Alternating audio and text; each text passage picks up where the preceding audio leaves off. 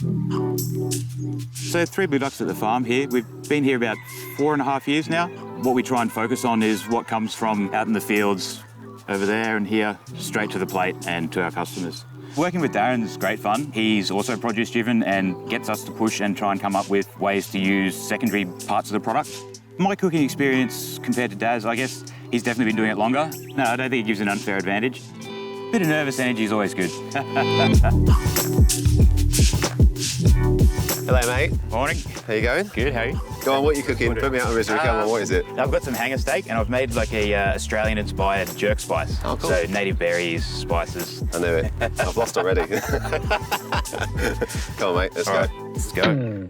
I have some flank, which is one of my favourite cuts of meat. It's so easy just to cook as a steak, but as I'm against you, I thought I'd trick it up. I'm going to do like a tataki style, so I'm going to serve it like essentially raw. What about you, mate? I've got the hanger steak, which is closely related to the flank, but it sort of hangs between the sixth rib and the diaphragm. A lot of flavour there, and not something you see too commonly. So what are you going to do with it? Well, I just got to take the sinew out of the middle. Going to leave most of the fat on because I like that for a bit of flavour. There's a bit more work with the hanger, isn't there? I reckon you've stitched yourself up there, mate. So if I was going to cook this as a steak, obviously I'd slice against the grain. For this, I'm going to cut him a little bit smaller. I'm going to keep it quite simple. Burn up a shallot and then just sear these on the old barbecue of dreams there. And that's going to be me. I've got some beetroots from the farm, so I've just taken the tops off and I'll kind of char these up. And I do want to sort of like almost like blacken the shallots. And then for the tataki, put a little bit of oil in the pan, and I don't want to get the pan too hot, so ideally I just like it to kind of go and really just like cook through the spices and create a little bit of a crust on the outside, but nothing too dark. I will definitely be helping you with your dish. I know what you're thinking. I'm going to need it. So that's it. So I'll let these just cool down in the fridge. I guess I'll get my beef on the oven. I'm going to go for the opposite what you're going for. I don't blame you. A nice black colour. Yeah, and cool. really darken the spices off. James, one of our chefs, has got a mulberry tree in his back garden, so it's mulberry season right now. I'm going to put some of these over the coals and just to sort of blister them up a little bit, because that's going to be our base for the vinaigrette. Just sort of turn that beef for me while you're there, Daz. Mate, it's looking good. Like it's got a nice crust on it now. Black. Yeah, it's lovely. What do you reckon, mate? Yeah, blistered mulberries. Blistered mulberries, sounds good. I've actually got a secret ingredient. Oh, here we go. So I went out and I got some sugar cane yesterday and I made a syrup with it to glaze. Oh, cool. To make it extra sticky on the outside. You can tell me about that. No, secret. It's just about ready, hey? It's gorgeous. Yeah, that's lovely, mate. What are you doing over there, Daz? Mind your own business, go away. I've cooked some of the mulberries. They go a little bit smoky, but really more importantly, they go really jammy and sweet. Oh, yeah, lovely. I just want something to cut through because I'm doing a little bit of macadamia cream. That's funny. I've got macadamia cream here as well. We must have been on the same plane.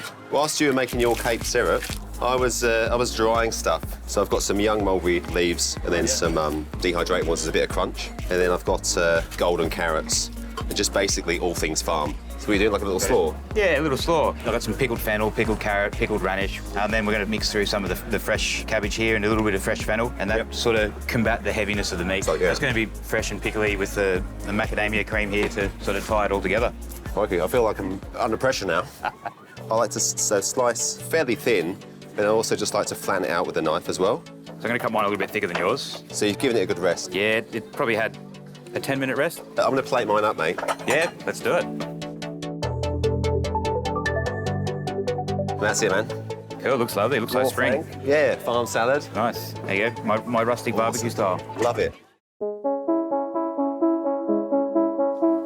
Hey, how are we? Good, how are you? Very well. What have we got here today?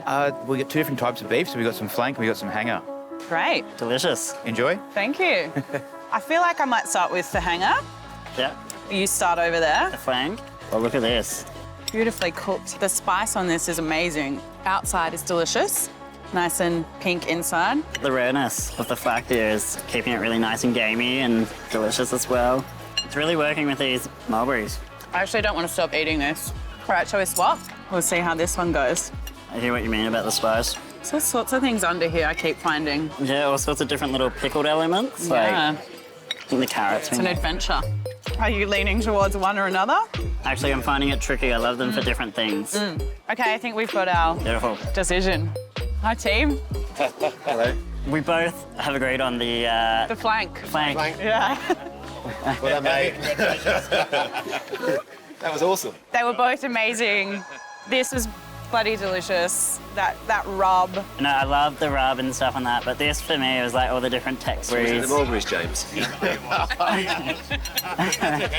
just those mulberries, they really, you know. They like were grown like to perfection.